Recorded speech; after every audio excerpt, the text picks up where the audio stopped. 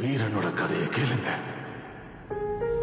சூத்திரதாரியின் சோதனை எரித்து அகங்காரனின் நெஞ்சை கிழித்து மாயாசுரனை நிர்மூலமாக்கும் துறையாய் நொந்து வென்றவரின் பரவசத்தை சுமந்து வந்தாள் ஒரு மகாதாய்.